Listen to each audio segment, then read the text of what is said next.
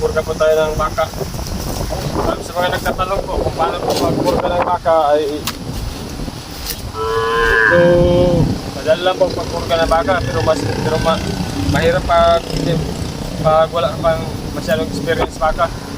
Ang pamurga ng baka ay dalawang klase po ito. May nakaputi siya, nakaputi at saka yung ito plastic na balbasin. Para sa akin, yung nasubukan ko na pampurga ay itong balbasin na naka-plastic siya kasi mabisa to. At pampurga naman, halimbawa pag tingin mo ng baka, tingin mo yung taas ng baka. Pag ang dumi ng baka ay ilang araw na hindi pa gumagaling, medyo basa, simpleng may baka natin, diba? Yung pag nakainom yung baka natin ng tubig na marumi, yung mga bayabas na may uod, yan, isa rin yung bakit nagkakaroon ng mas tatay ang baka natin at saka yung nagdudumi ang baka. Ganito po, pag ganito kalaki ang baka, ang tinitira kong purga ay 30 ml. Ano nga pala, ito siya balbasin na to ay 30 ml. Halimbawa, kalahati ititira natin 15 ml lang. Pag ganito kalaki na baka. Pero pag malaki na baka, yung inahin na baka, ang tinitira ko naman ay isang buong ganito. 30 ml na talaga siya kasi para patay talaga yung lahat ng mga bulati o hila-hila.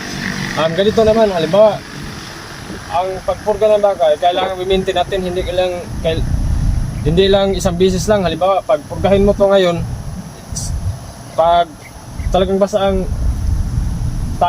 dumi ng baka natin, pag purgahin natin ngayon, sa loob ng isang linggo, tirahin natin, pupurgahin na naman natin to para ma-maintain siya, para patay talaga yung lahat ng mga bulati o hila-hila na sa kanyang baga o patay. Ito 30 ml to, kalahati lang to kasi yung kalahati ito tinira ko dun sa baka ng kapatid ko na natama ni Junior Nylon. Kalahati lang itira natin. Maraming nag-aalaga ngayon ng baka na wala akong alam kung paano purgahin ng baka. Kasi ako sa tagal ko ng experience, kailangan talaga pag mag-aalaga ka ng mga hayop ay kailangan yung matalas yung panditik mo. Ma-detect mo kung ano yung mga kinakailangan kasi hindi naman talaga pag once na may problema yung alaga niyo po o baka ay pumunta kayo dun sa mga veterinarian. Hindi naman ganun veterinary kasi kailangan mo ring mag-ano sa kanila, magbigay. Kaya kailangan mo talagang sarili mo may alam ka. Ito, pagpurgahin ko natin ngayon ng araw ngayon, linggo. Sa linggo na naman, purgahin na naman natin to ng kalahating ng 15 ml na balbasin. Kailangan hindi mo natin atakihin. Kung medyo mahilap ang baka ay medyo pagurin mo natin para talagang ma-absorb niya ito lahat. Dito sa vlog ko ay talagang mayroon kayong matutunan. Ginawa ko ito para may aral kayo na mapupulot. Dito lang po sa gilid. Yan. Yung angat lang po natin ng konti.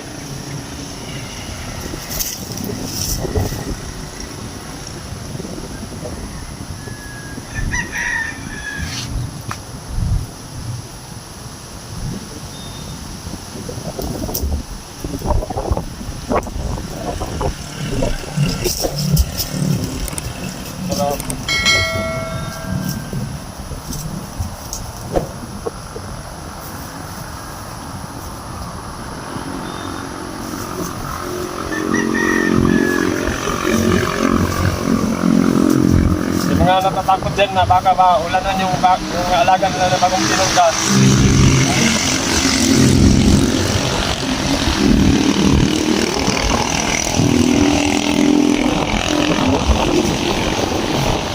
Huwag kayong mag-alala kasi hindi naman ito masisira.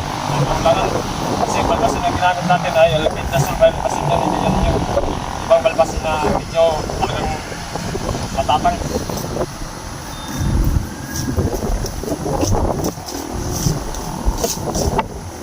Bilis na lang.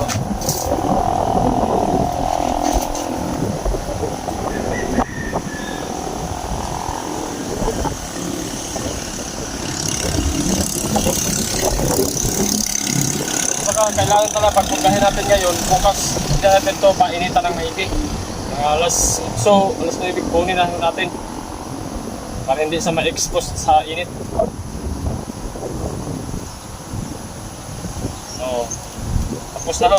Ganito lang kadali ang magpurga ng baka. Sa next week, purgahin na naman natin ito ulit. Mga 10 ml pa rin. Para totally patay talaga yung mga bulati niya sa ilalim. Ang kanyang patay sa baga. Mapansin mo natin yung ano niya, yung balat ng baka pag mayroon siyang hilahilang bulati, ganito ang balat niya. Medyo yellowish. Dilaw. Parang tao dito. Pag mayroong isang tao, ganito rin ang balat. Ganito rin ang tingnan nyo yung balat niya, iba. Yung isang pinurga ko doon sa ambaka ng kapatid ko na si Ate Inen, ay gumaling na po yun. 2 beses na pinurga yun. 2 beses na natin pinurga pero tumapa na po ngayon. Andun kay Junior Nylon, pinakataman niya. Salamat po pala sa inyong panonood at dito po kayo sa aking channel. Marami po kayong matutunan na mga idea tungkol sa mga bagay-bagay na aking i-upload.